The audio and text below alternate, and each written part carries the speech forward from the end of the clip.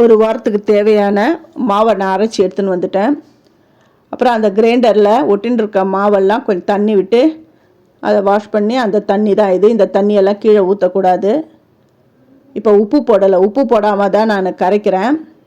இந்த தண்ணியை கொஞ்சமாக விட்டு, ஏன்னா மாவு திக்காக இருக்குது, அதனால் கொஞ்சமாக விட்டு நான் கரைச்சி வச்சிடுறேன். உப்பு போடாமல் கரைச்சிட்டு, நாளைக்கு இட்லி தோசை செய்ய என்ன எனக்கு தேவையோ அந்த மாவை மட்டும் நான் இருத்தி வச்சுக்கிட்டு, மிச்ச மாவை நான் வேறு ஒரு பாத்திரத்தில் கொட்டி நான் ஃப்ரிட்ஜில் வச்சுட போகிறேன். இந்த மாதிரி மெத்தடில் தான் நான் ஸ்டோர் பண்ணுவேன். உங்களுக்கு விருப்பம் இருந்தால் இந்த மெத்தடை நீங்களும் ஃபாலோ பண்ணிக்கோங்க. இப்போ மூடி போட்டு நம்ம ஃப்ரிட்ஜில் வச்சிடுறோம்.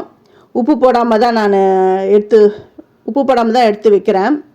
எனக்கு இப்போ காலையில் எனக்கு தோசை வேணும், இட்லி தோசை வேணும் அப்படின்னா, நான் ஃப்ரிட்ஜில் வச்சுருக்கிற, அதாவது உப்பு போடாமல் கரைச்சி வச்சுக்கிற மாவை தேவையான அளவு நான் எடுத்து வச்சுட்டு அதில் உப்பு போட்டு நான் நைட்டே கரைச்சி வச்சுடுவேன்.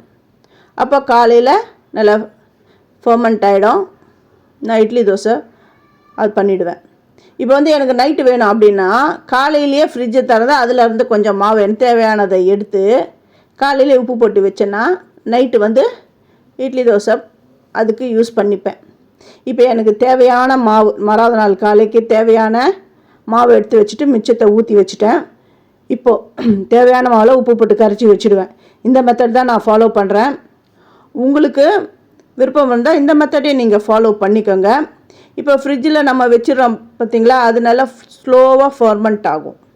அதனால் எந்த பாதிப்பும் இல்லை. இந்த மாதிரி மெத்தடே ரொம்ப ஈஸியான மெத்தடாக தான் இருக்குது.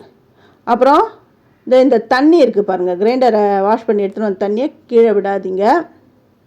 காலையில் பார்த்திங்கன்னா அடியில் அந்த மாவு தங்கம், அது யூஸ்